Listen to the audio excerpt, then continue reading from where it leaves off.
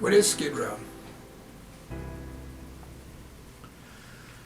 So the words Skid Row, they originated in the Pacific Northwest. Seattle, specifically, was when the first time that really the words got used. And it was associated with the lumberjack community. When the lumberjack and the timber community, they would fell timber and they would drag the timber to the harbor, and that was a skid road. They would skid the lumber to the harbor along this skid road. So, who does that in the 1800s but a bunch of lumberjacks, and those type of roughneck lumberjacks in the 1800s need supporting services like bars, casinos, and brothels and the like. And so that's what built up around the skid road. And so that's where that term comes from. So now anytime that you have in any neighborhood that type of activity, that underbelly of life, that prostitution, the drinking, the ongoings of that, the homelessness, it's been called Skid Row. Do people come down here because this is where the services are? Yep. Are the services essentially located here because they can't be anywhere else? Yep. And so what does that mean? It means that there's lots of communities around here that don't want homelessness, right? Nobody wants homelessness in their yard, but not necessarily do they have the fortitude to bring the services to their communities. So there are often individuals bus down here to Skid Row on a daily basis to take advantage of the services, whether that's the mental health services, the shelter services, the food, whatever those things are. And then at night they get picked up and they get bused out to overnight shelter somewhere. So the end result of all that is it's overburdened. The resources need to be spread out through the community, through the county. All of the weight of that cannot be handled here in Skid Row. The services are taxed. There's just no more room in the services or on the streets. But ultimately, we have a housing crisis. Here at the Midnight Mission, we try to focus on self-sufficiency and removing the obstacles that keep people on the street. That's great. We're going to give you a foundation. We're going to set you up. We're going to get you ready for work, and we're going to get you stable, and then prepare you, hopefully for long-term self-sufficiency. But you still need a house to go to. We're out of homes down here. There's a housing shortage. It's a housing crisis. So ultimately, we need to build more homes. We need to build more living space for the people in our community. Success rates of getting up and out of Skid Row now is not really the goal, right? Leaving Skid Row is not necessarily the goal anymore. The goal is to create housing in this neighborhood. It's a neighborhood now. It's a community of its own. It used to just be you push and push and push and push, and now there's nowhere else for Skid Row to go. There's nowhere else in the community for it to exist. You're in an industrial area for the most part, and it's time that these places, that the people in this community have homes to live in. So what does that mean? That means development down here. That means people need to take it upon themselves to develop this area and provide the housing that's needed, because it is a community. And so getting up and getting out of Skid Row, I think, is not necessarily the goal anymore. I think that the short answer is yes, there are more people taking advantages of the services in Skid Row because, part of that is because it's some of the services, it's the only place they're provided. So it's that again. There was a recent count, and I don't know what the numbers are exactly, but trends would suggest that, that the numbers are going up, that there is more people out on the street. That's a function of early releases from jails. It's a function of laws that are making what were once more serious crimes less serious, so people aren't going to jail as much in the beginning. And it's a result of really, a lot of mental illness and a lot of addiction issues where, there are more people out on the street right now. There just are. There is a great deal of hope and a great deal of success and a great deal of inspiration and passion for the people that are here, and a lot of good things happening. I think that often gets overlooked. Is Skid Row ever going to go away? No, it's just going to improve. People are going to start building down here, and it's going to develop into its own community. And that's what's going to happen down here long term, is that it will be just another neighborhood in Los Angeles. After Many years of drug and alcohol abuse, I was homeless. I have some friends that are sober a very long time and some cousins that were sober, and what happened was they knew about this place and I didn't. So the first time I came here I was looking for help. I have had a long history of drugs and alcohol abuse, and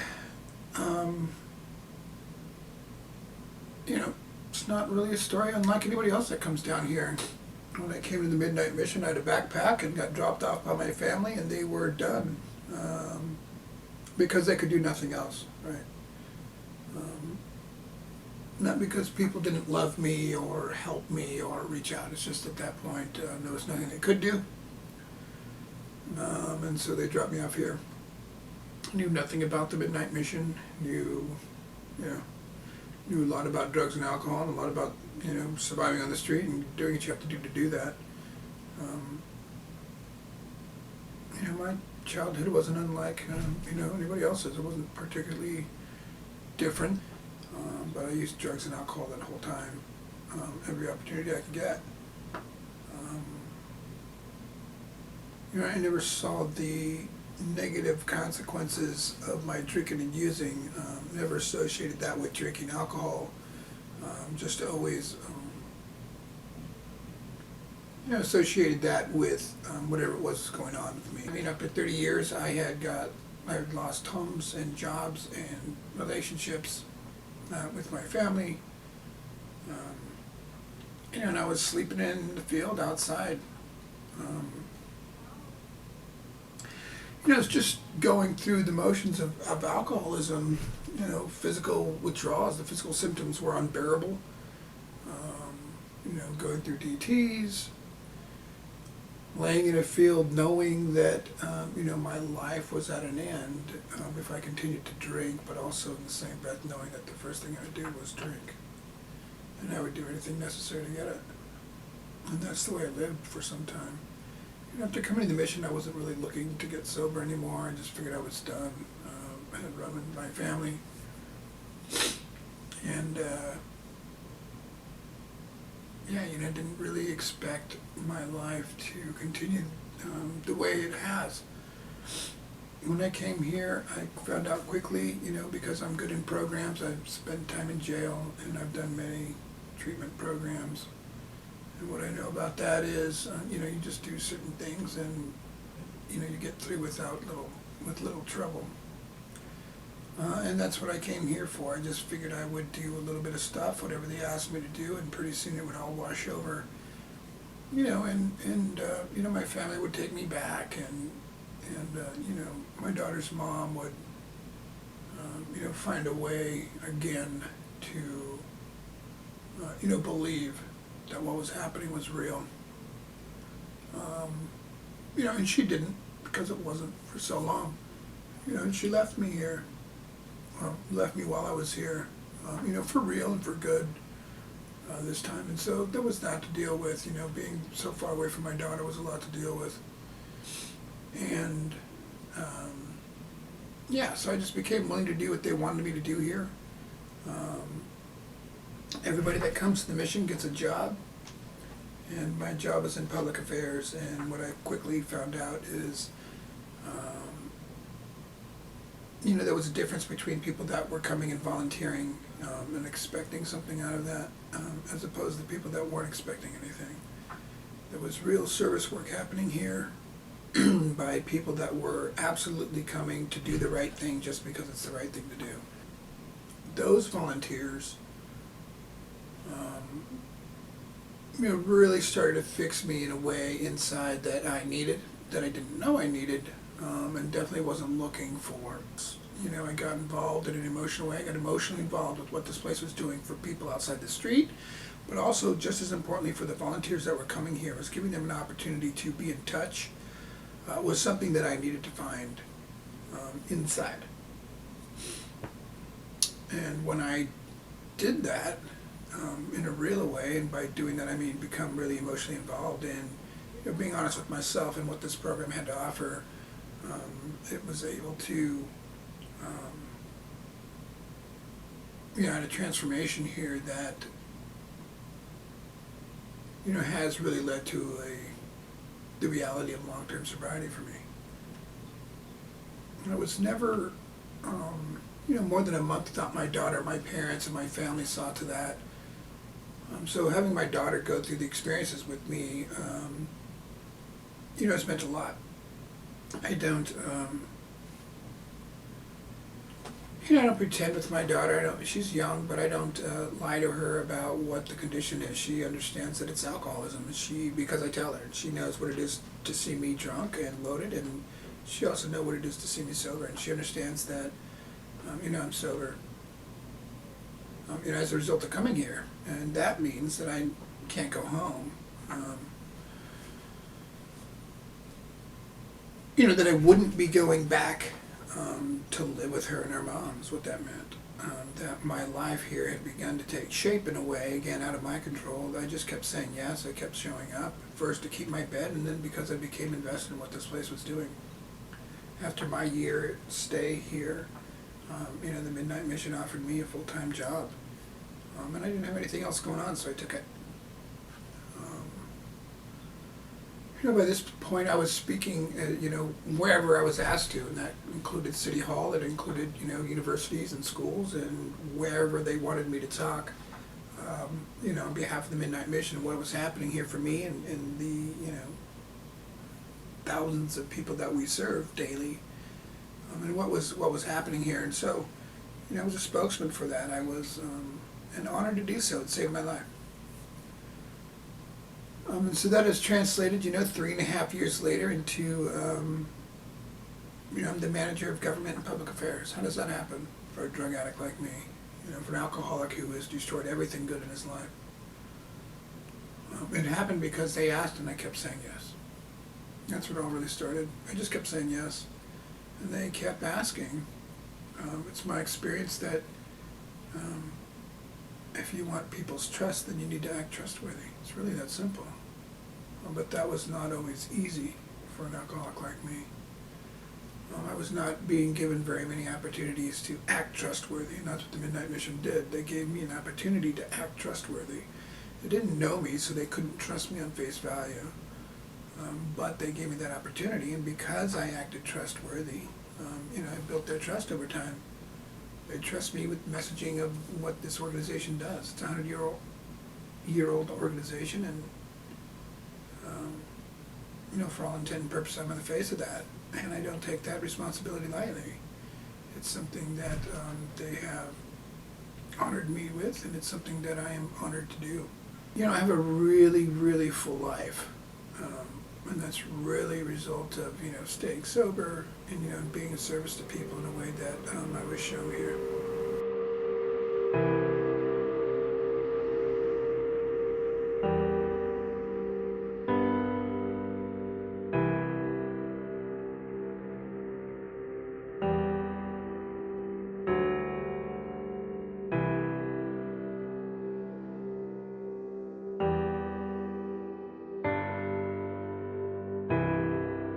I think the drugs and the alcohol are probably the biggest problem that's on Skid Row right now.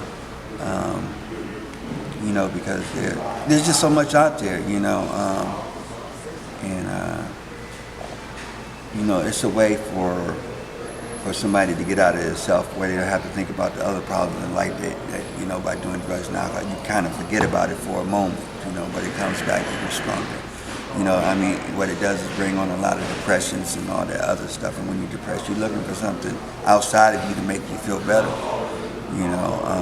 Even if it's only for a minute or two. You just have to want it. You have to want it. You have to have the means. You can't get out there with no money. You can, because there's homelessness all over Los Angeles. There's homelessness all over the United States, not just on the Skid Row area. You go to a lot of neighborhoods and stuff, you got people, sleeping in tents or underneath freeways and stuff like that, that don't want to be on Skid Row because there's a whole bunch of people down here and they don't want to really be around a lot of people.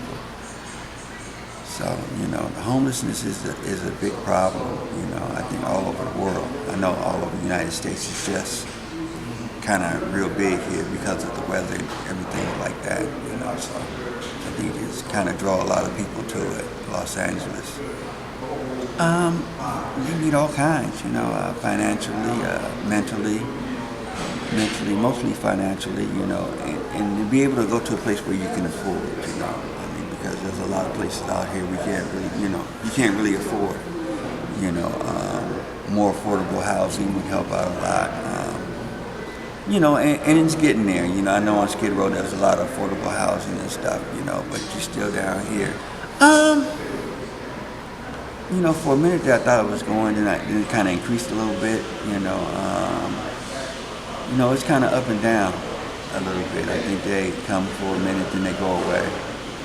You know, it's really hard to say, but, you know, everything depends on the economy a little bit, you know, where people can, you know, get out there and get them something, you know. I mean, because sometimes things just happen and people end up down here. And sometimes when you're down here, it's kind of hard to get out. You're stuck, you know. You're just in a vicious cycle going around and around the circle. And it seems like there's no way out, but there is a way out, you know. You just have to trust and believe that you can get out, and I think it can happen for you. That would be beautiful if it didn't, you know. And, you know, I would love to be put out of a job, you know, if places, homelessness, I ain't gonna say Skid Row, but homelessness, you know, just wasn't around anymore, you know, and that would be fantastic. I mean, everybody had a place to go, everybody had a place to stay, you know, no more sleeping on the streets or, you know, anything like that. I think that, you know, I would love for that to happen one day, you know, so maybe one day it will. You billionaires, you know, help us out, you know. Give some houses away or something like that, you know. You know, we all human, you know, we all deserve a place to live, something to eat, you know.